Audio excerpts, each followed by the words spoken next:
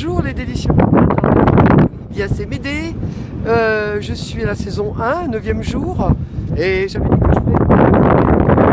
Aujourd'hui c'était le 9e jour, donc il fallait faire une vidéo ou un blog, donc j'ai décidé de refaire une vidéo, c'est ma deuxième, et je suis toujours sur mon quai à la plage, et j'avoue que j'ai un petit peu avancé, voilà, j'ai un petit peu avancé. Et aujourd'hui, j'avoue de l'évolution de ce que j'avais fait jusqu'à présent. Et j'ai rencontré de belles personnes sur mon chemin, là, la semaine dernière, concernant, en plus ça s'appelle le chemin du bien-être. Et j'ai rencontré des belles personnes qui m'ont beaucoup aidé à avoir un petit peu plus clair, sur moi-même, ça c'était bien, et puis de discuter, c'était super sympa. Et donc aujourd'hui, je voulais parler surtout d'avoir de la gratitude, toujours avoir de la gratitude, mais surtout j'avais envie de parler de la zone de confort.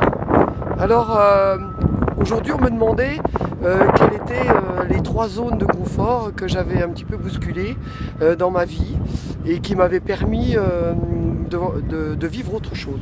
Je suis désolé, il y a beaucoup de vent, hein. Et puis il fait pas super beau, mais bon, c'est sympa quand même. Alors attendez, j'ouvre mes cheveux. Alors la première chose que j'ai fait, c'était il y a bien longtemps, quand j'étais en seconde. Et j'étais à l'école. J'étais pas un très très bon élève parce que j'avais des problèmes de santé. Et donc on avait fait en sorte de... Bon, on m'a tout dit autour. Il fallait qu'elle fasse ce qu'elle pourra là.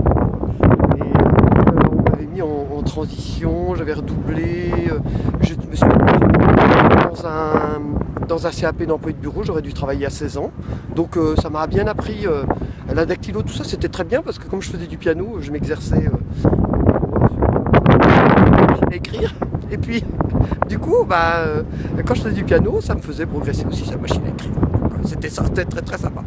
Mais quand même, après cette maladie et les médicaments que je prenais, je me suis dit que j'avais autre chose à vivre.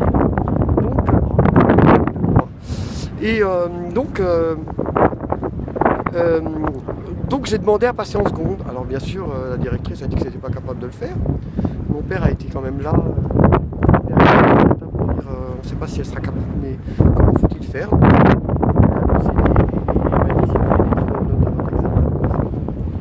Donc je suis passé en seconde, première terminale.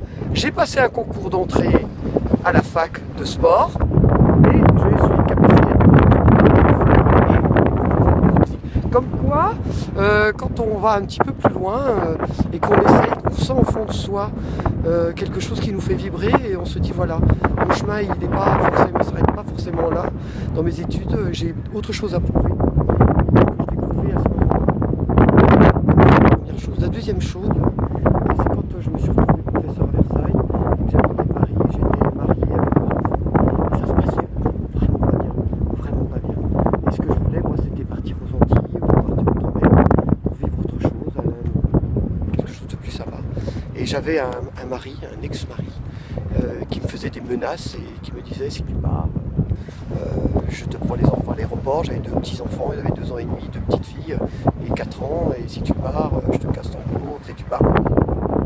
Donc c'est vrai que quand j'ai reçu, j'ai quand même fait ma invitation et j'ai fait ma demande. Et quand j'ai eu, c'est vrai que j'ai passé une journée à réfléchir en me disant qu'est-ce qui va se passer pour moi? Est-ce que je vais abandonner? Est-ce que je laisse tomber les outre-mer? Je suis muté aux Antilles, c'est ce que je veux, et est-ce que je le fais? Est-ce que je le fais pas? Quelles conséquences ça va avoir? Et du coup, j'ai quand même téléphoné au syndicat, tout ça, pour savoir si je le faisais pas, qu'est-ce qui se passait. Donc j'avais 10 ans de stabilité de poste, je perdais mes 100 points, je perdais mon poste puisqu'il était repassé au mouvement. Et puis ensuite, on m'avait dit si tu redemandes l'ultramer, tu l'auras pas.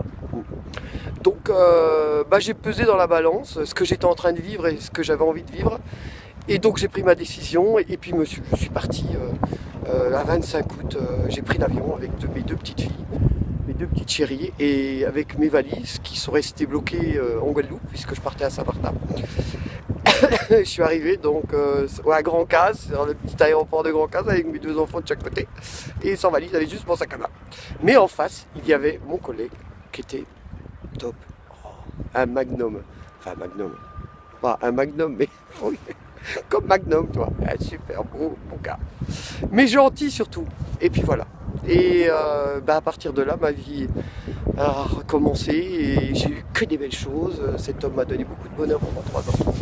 Et voilà, ça c'est une belle zone de confort bousculée. Hein. Alors je vous encourage parce que chaque fois qu'il y a quelque chose que vous ressentez au fond de vous, qui ne correspond pas à ce que vous êtes au fond, et que ce sont les autres souvent qui vous guident et qui vous empêchent d'avancer, eh bien écoutez ce qu'il y a au fond de votre cœur et puis allez-y, n'ayez pas peur. C'est vrai, il faut un petit peu de courage. Il faut oser, il faut partir dans l'inconnu, parce que comme je suis parti dans l'inconnu, je connaissais personne, avec en plus des 2 petites filles, 2 petits bébés, et j'ai vraiment pas regretté, et je me remercie aujourd'hui encore d'être parti à ce moment-là. Vraiment. Et je vous encourage.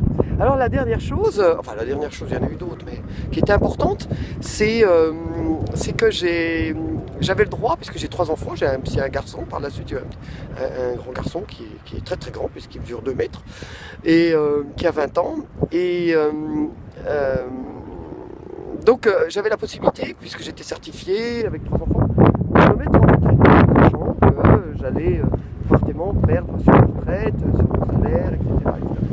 Donc à l'époque, je vivais dans ma maison sur l'île de Groix, je faisais des remplacements qui étaient hyper durs, j'avais mes enfants qui étaient éclatés dans les internats, plus mon petit qui était sur l'île. Et j'ai dit allez, je me lance, je me mets en retraite parce qu'il y a autre chose qui m'intéresse, c'est l'art, c'est la peinture, c'est l'écriture, puisque j'ai créé un compte aussi, un compte pour enfants que j'ai commencé, bon là là, il y a au moins 5-6 ans, et il va falloir que je m'y attelle aussi pour savoir comment je vais m'en servir de tout ça et de m'en occuper pour le mettre en page et en livre, pour aboutir pour que ça se termine, c'est très très bien. Et moi je suis venu à La Rochelle pour mon fils aussi parce qu'il y a pas 30 secondes, et puis bien ça fait du bien à tout le monde. Voilà, ça fait du bien à mon enfant, ça m'a fait du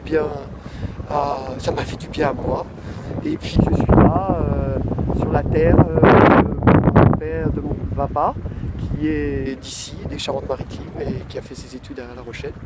Donc je suis revenu un petit peu au nid. Je ne sais pas si je vais y rester parce que j'aime bien bouger, et j'aime bien m'amuser, et j'aime bien rencontrer des gens et de voyager. Donc ça aussi, ce sera dans mon défi, de pouvoir voyager et puis de m'ouvrir à autre chose. J'ai pas peur. Je veux bien sortir de ma zone de confort, il n'y a pas de souci. Voilà.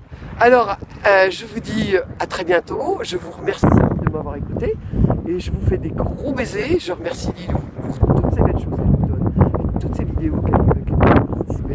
Ça nous donne une occasion d'en faire et j'espère que vous, c'est le cas. Je vous embrasse très très fort et je fais un petit tour sur mon quai et au bord de l'océan. Au revoir, bisous bisous.